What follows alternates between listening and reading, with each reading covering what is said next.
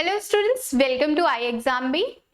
Recently UP triple SC का नया notification आया है जिसमें कि वन दरोगा की बहुत सारी वैकेंसीज आई हैं। तो उसी के बारे में डिटेल में डिस्कस करेंगे आज की हम वीडियो में कि क्या क्या उसकी एलिजिबिलिटी क्राइटेरिया है और कैसे आप अप्लाई कर सकते हैं उसके लिए।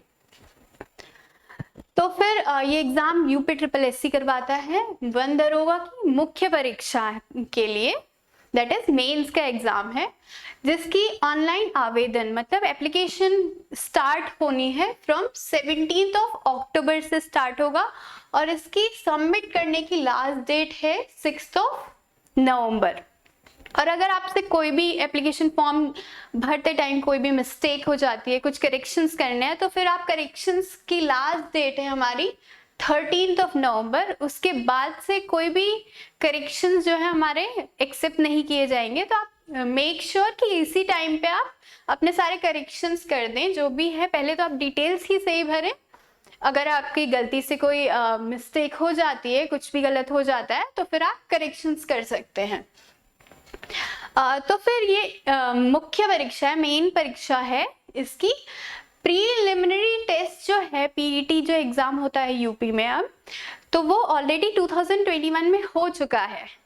उसमें अगर आपने ऑलरेडी पेपर दे दिया है और आपका स्कोर कार्ड ऑलरेडी रिलीज हो गया है, तो ही आप इसके लिए अप्लाई कर सकते हैं।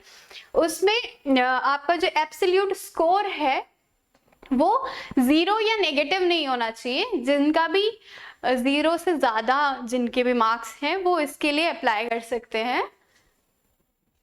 और आवेदन की प्रक्रिया, जो एप्लीकेशन प्रोसेस है, वो डिटेल में आपके साइट पे दी गई है कि आपको कहाँ कहाँ पर होम पेज पे जाना है। uptripplesc.gov.in इसकी साइट है।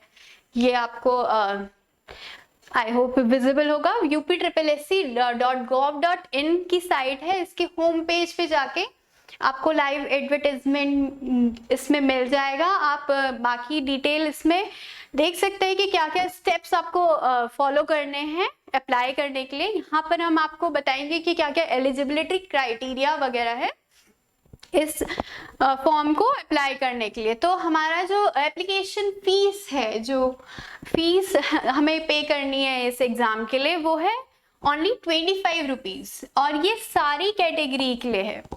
मतलब either you belong to unreserve category या फिर SC या ST या OBC, जिस भी कैटेगरी में आप फॉल करते हैं, आपको सिर्फ 25 रुपीज पे करने हैं इस एग्जाम के लिए अप्लाई करने के लिए।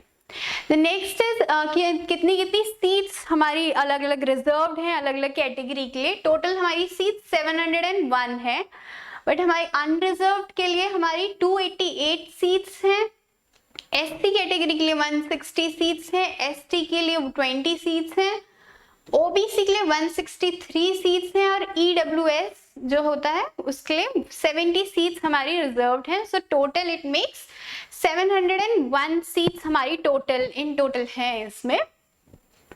देन क्षैतिज आरक्षण का विवरण, दैट इज हॉरिजॉन्टल रिजर्वेशन हमारा कैसा है इसमें मेन इंपॉर्टेंट चीज जो है, गर्ल्स के लिए, महिलाओं के लिए अलग से सीट्स रिजर्व्ड हैं। दैट इज 140 सीट्स अलग से सिर्फ महिलाओं के लिए रिजर्व्ड है। बाकी फ्रीडम फाइटर्स के जो फैमिली वाले होते हैं उनके लिए 14 सीट्स हैं। भूतपूर्व सैनिक, दैट इज एक्स सर्विसमैन जो आर्मी वाले होते हैं, उनके लिए 35 सीट्स हैं।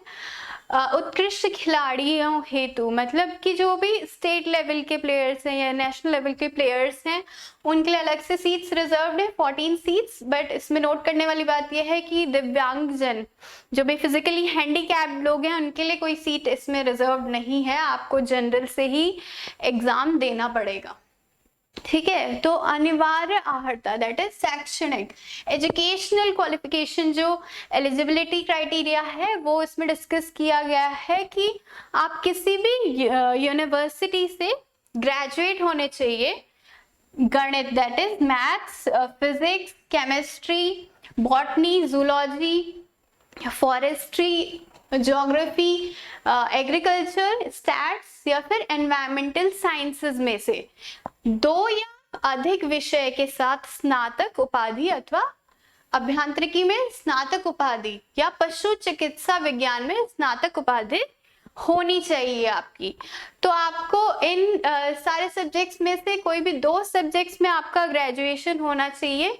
तो इसके लिए एलिजिबल है पीसीएम वाले, पीसीबी वाले लोग जो है, सीबीजेड वाले लोग, और इवन एग्रीकल्चर वाले भी इसके लिए एलिजिबल हैं।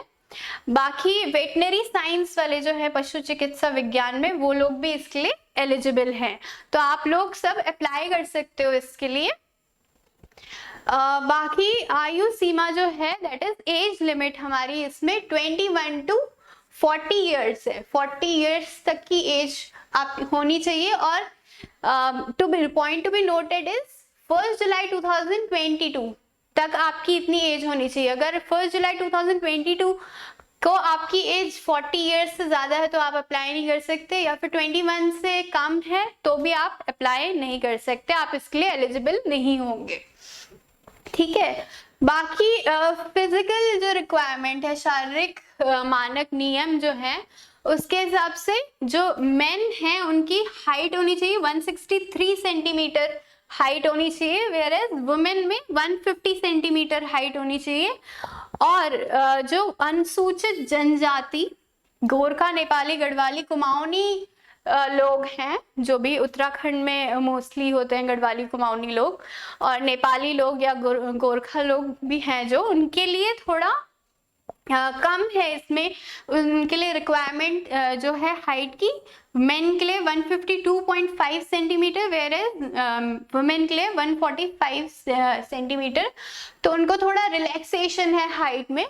बाकी और सब लोगों के लिए 163 और 150 सेंटीमीटर हाइट होनी जरूरी है। बाकी शारीरिक मानक नियम, मतलब कि आपको इसमें आपको एक रनिंग या फिजिकल टेस्ट भी होगा, जिसमें कि जो मेन है उनको 4 घंटे में 25 किलोमीटर, मतलब 4 घंटों में 25 किलोमीटर उनको कवर करना पड़ेगा डिस्टेंस, वेयर एज वुमेन जो कैंडिडेट्स हैं उनको 4 आवर्स में 14 किलोमीटर, 4 घंटों में 14 किलोमीटर जो डिस्टेंस है वो कवर करना पड़ेगा फिजिकल रिक्वायरमेंट्स के लिए, फुलफिल करने के लिए। तो फिर यही सब डिटेल्स इसके बारे में नोटिफिकेशन में दिया गया था। अभी सिलेबस इसमें मेंशन नहीं है, तो आप इस एग्जाम को टारगेट कर सकते हैं, आप अभी से इसके लिए पढ़ाई शुरू कर सकते हैं। बाकी और भी कोई डिटेल्स अगर आप इसके बारे में पता चलेंगे तो हम आपको आगे वीडियोस में बताते रहेंगे। Thank you.